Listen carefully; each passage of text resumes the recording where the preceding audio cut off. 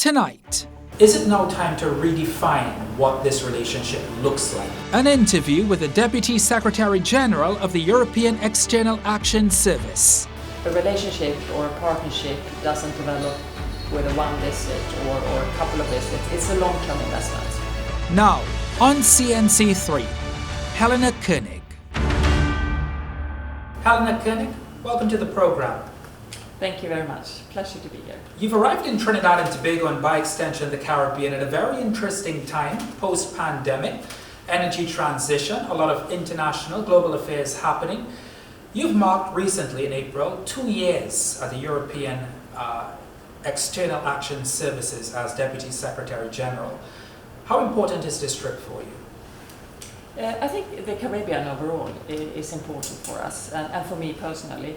Even if I started in the European External Action Service a bit more than 2 years ago, I've actually been dealing with this region also in my previous position. The Caribbean is a multitude of countries, of course, very much shared values, a fantastic partnership with Europe, but it's a partnership we definitely need to invest more in, I think, from both sides. And my trip here is actually part of that investing more. We come from an EU CELAC summer where we had the big summit meeting, and then we also had a EU Caribbean leaders meeting. And it was the first time in quite some years, and I think it's a sign that we want to invest more of our time, of our policy dialogue, but also, of course, on our cooperation. We can talk a little bit about the relationship in a little bit, but I just wonder, on the back of that Brussels meeting that you speak of, the EU CELAC meeting, are we now at a point, this relationship between the European Union and the Trinidad and Tobago, and I'll extend it a little bit more to later, Latin America and the Caribbean, is it now time to redefine what this relationship looks like? 1, post-pandemic, 2, technology, 3, energy transition, and where we are with climate change? I think actually we need to redefine relationships across the board, not only in this region or the wider region, because of, like you say, the big challenges we stand in front of when it comes to the climate transition, but also when it comes to the need for more prosperity. For example, the digital transition, which is going to be something defining for the development for all countries and also for communities within countries. So I think that is definitely a driver. We learned a lot from the pandemics. I think the challenge is going to be to make sure that we remember that when next pandemic comes. But I think let's take the positive aspects we learned, and that is we can actually be a lot more connected easily. We know now for sure that we need to be more ready to assist each other when it comes to, not in the least, vaccines, of course.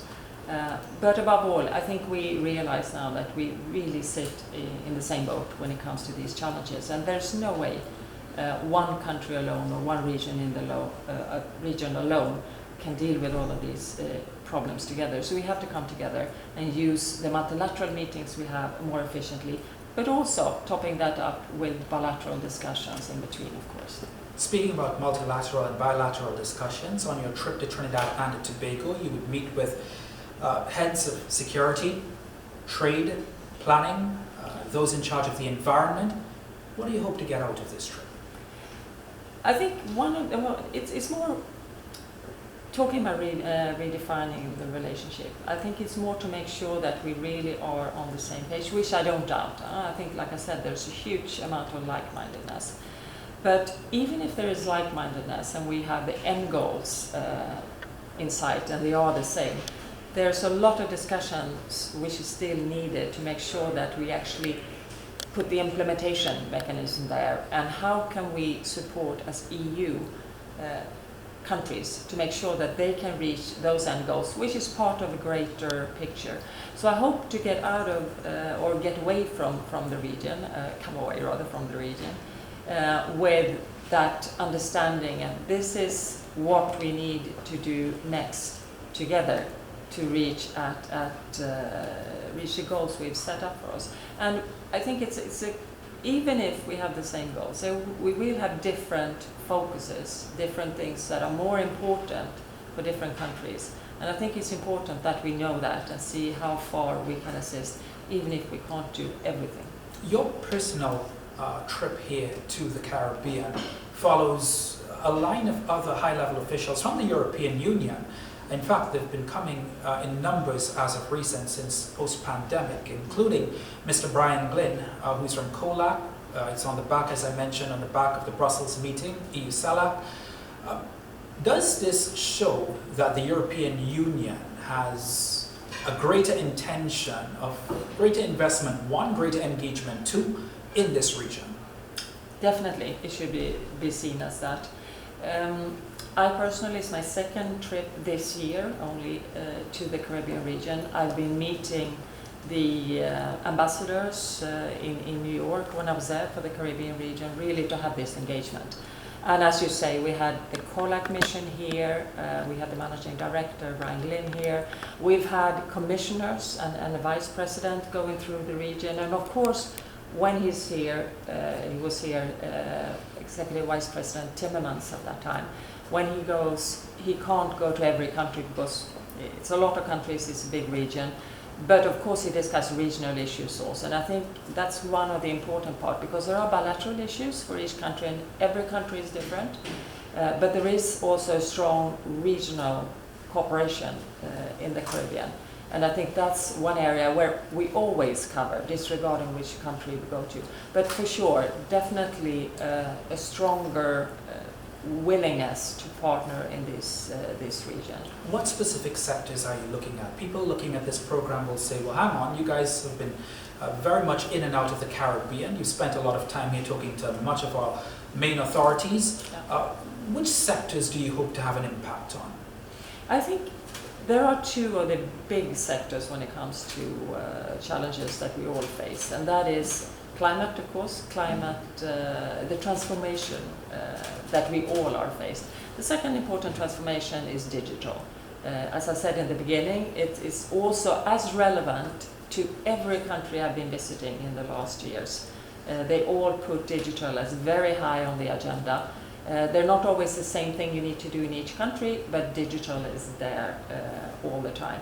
But then of course you have issues that are more specific to different regions. Here we have been discussing for a long time security. And security is a security for the development of this region. You need security to be able to do that. It's security for individuals, but it also has an impact on us, even in Europe, because you have a lot of multilateral, unfortunately, trade in drugs. You have weapons, you have migration.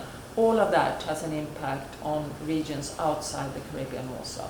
So those are also areas we've been cooperating for quite some time with the Caribbean, and we're very happy to work more on that and to see that the efforts we are doing together are really put into the best. Up next, Is the European Union, I'm asking, willing to understand where the country is at with its carbon-intensive products, its energy transition, and perhaps give a country like Trinidad and Tobago a bit more leeway?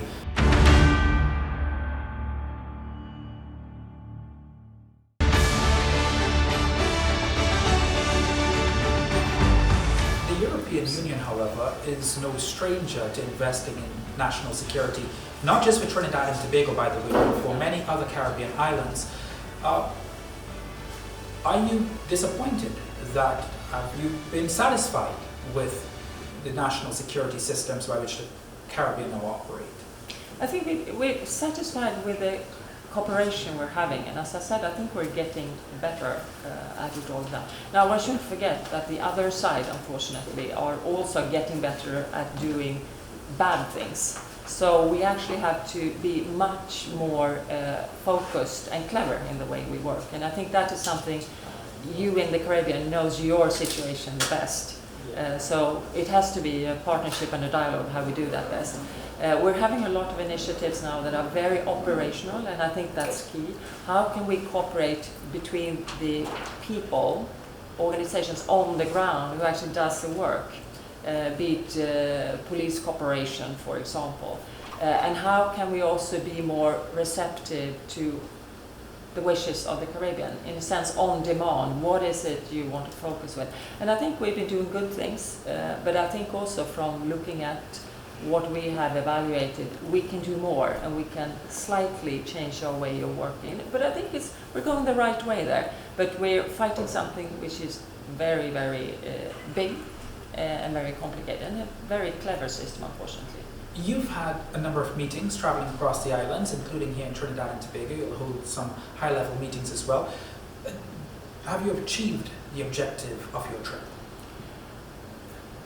It's one trip doesn't make it all, but I think I have been able to get across the importance we feel when it comes to engaging with the Caribbean, and we are getting the countries I've been visiting.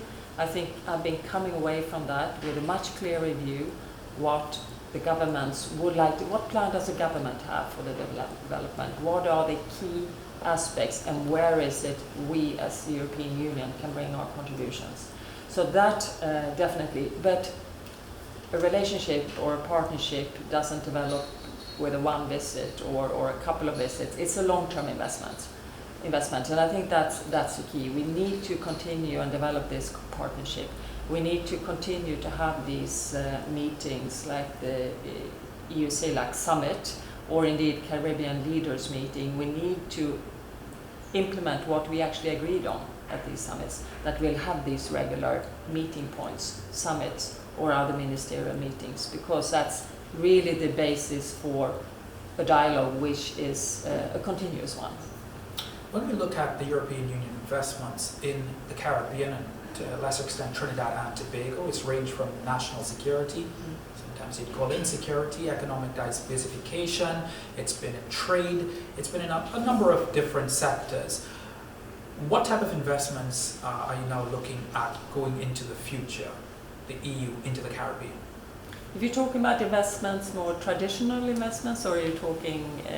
Post this trip, what do you hope to take back to the EU, to the European Union, that they will speak around their long table about investing in the region? Yeah, I think part of it is really linked to the big two themes, like I said, climate. How can we work on renewables? And obviously renewables is central for making sure that we have an Earth still in the future also, and for our younger generations. So opportunities to invest, and investment is not only private funding or development cooperation funding, it's also investing in the regulatory environment which makes it possible for investment to come in. So definitely on renewables, I think there's a big possibility. It's also because European companies are very good and very much in the forefront on that. But also we're talking about research into renewables or research into environmental things. How do you deal with the sargassum problem you have in the Caribbean, for example? So these are things I think will be important for us. Digitalization, as I said before, super, super important for your region, for your country, not in the least. And there it's about making sure that no one is left behind, so you actually can make sure that younger people and everyone has the ability and possibility to be engaged, whether it's on governmental services, health services or whatever, through a digital environment. And then you can move one step aside, and there you have the whole regulatory framework again. How do we make sure that whatever we do on digitalization is people-centered?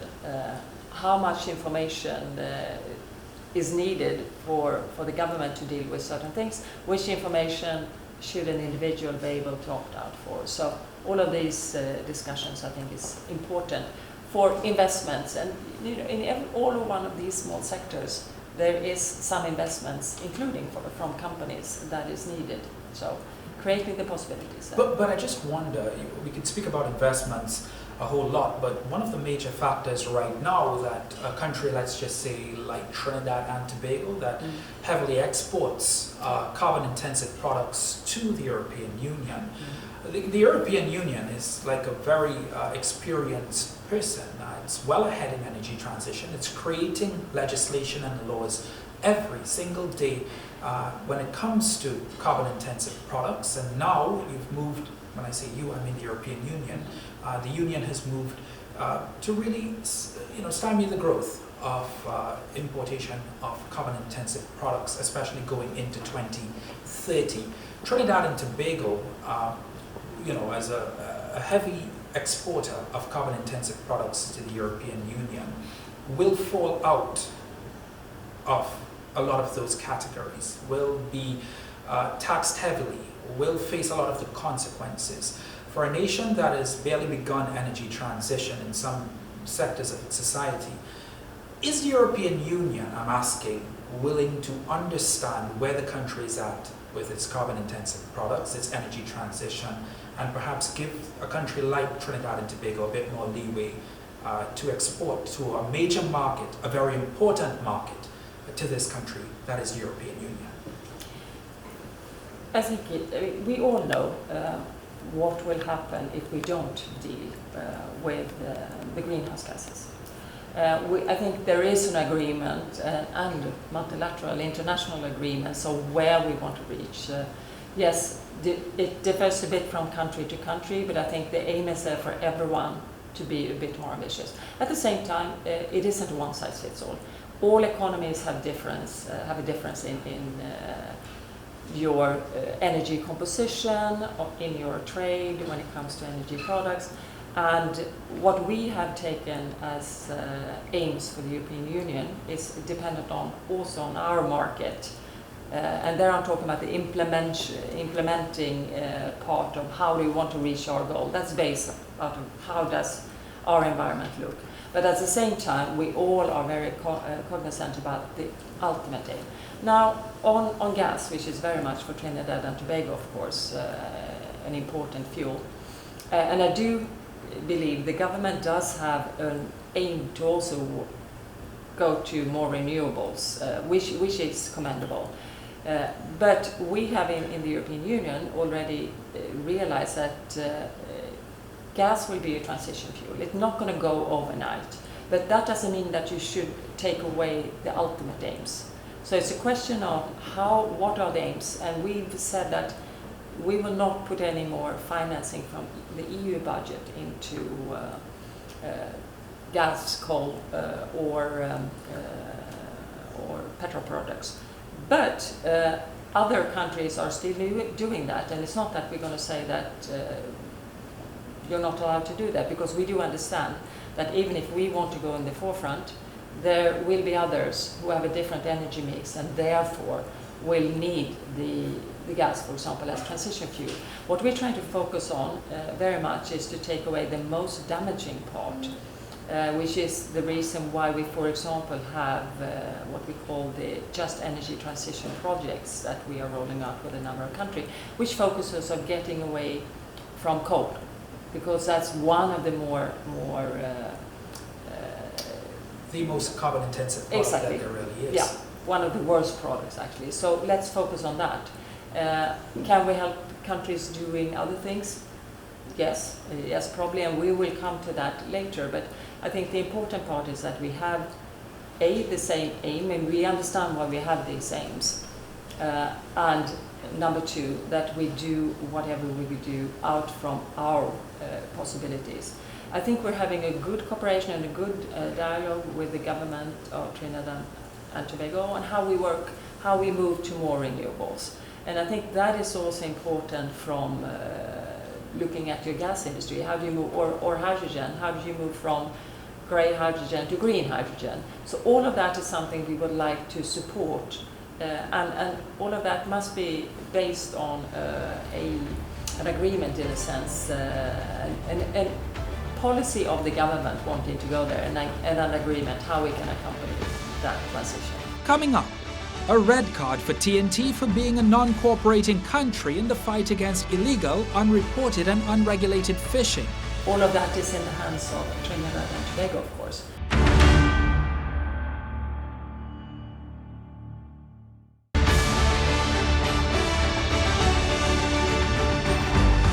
in the short term, do you see the European Union, giving a nation, a small island developing state like Trinidad and Tobago, the opportunity to continue to make revenue by selling its oil and gas products to the European Union? Do you see that conversation, discussion, and ultimate decision happening?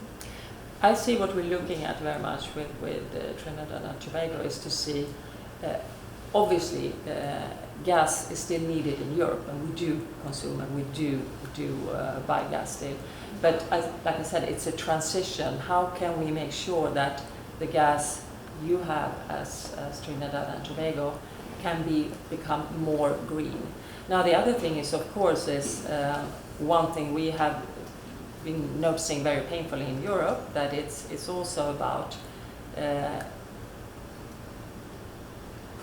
being sure that you are in charge of your energy resources. And I think we very painfully saw that suddenly we were actually relying on partners which were not reliable. So, and I think that's one very important point for renewables. Renewables is a way for you to be more in control over what is happening, because even when it comes to natural resources like oil or gas, it's not a guarantee that they are there forever. And we see also gas prospects actually going down in a number of countries. And what do you replace that with? And in our view, because we don't have very much gas or oil in Europe also, it's been making sure that we actually can replace it with renewable, because it makes sense for us. But it actually makes sense for a lot of other countries also. So the EU and the Trinidad and Tobago government has the image that there's a very positive relationship, and there might be, but there are a number of outstanding issues that have EU officials up at night. There is a long-standing issue of Trinidad and Tobago's placement on the EU's list of non-cooperative jurisdictions for tax purposes, non-cooperative in the fight against anti-money laundering and countering the financing of terrorism. And most recently we had, the Commission issued a TTR red card for being non-cooperating country in the fight against illegal, unreported, and unregulated fishing. These are, the rationale behind these judgments and what Trinidad and Tobago needs to do to remove itself from, this red list or black list, if you want to call it, of the European Union. Do you see the country making progress to being removed from these lists? Yeah, I think let's start with the first two, the non-cooperative jurisdiction and the AML or anti-money laundering lists. Obviously, what the rules that are in there are applicable to our EU countries also. And we would indeed go after our EU countries when we see discrepancies of not living up to international standards on a number of these areas. Again, looking at the aim of these lists or mechanisms is to make sure, let's take the anti-money laundering, for example. We want to make sure that we don't have terrorism fighting that can be financed through financial streams that are not controlled. We have a good dialogue with the government. We have been working quite some time together, and we've also said and have done, been giving training, for example, to make sure that that legislation, which is already in the books, which is the case sometimes, that there is actually a follow-up being done, so that it is monitored, things are prosecuted when there are. So you're saying that the EU has done its part to help this nation. Have you seen the results that you wanted? You just mentioned that there was a prosecution. Have you seen the results? Have you seen the effort from this side of the world? I think there is a will. Some of it takes time, because some of it is legislation changes, and that's, as we all know, that does take some time. I think we have been providing support when it comes to legislation, for example, but also when it comes to training. We are definitely not there yet. We would like to see Trinidad and Tobago coming out of this list because action has been taken. We are very happy to support you to make sure that that action is taken, because it's important for you also. So yes, I think particularly on the non-cooperative jurisdictions, we've seen progress happening. We're not yet there yet, but let's continue that dialogue, and let's make sure that we are fully aware on both sides on the progress being made and on what needs to be done. On the IUU fishing part of it, there obviously Trinidad and Tobago has had what we call a yellow card, which is before the red card, for around 6-7 years.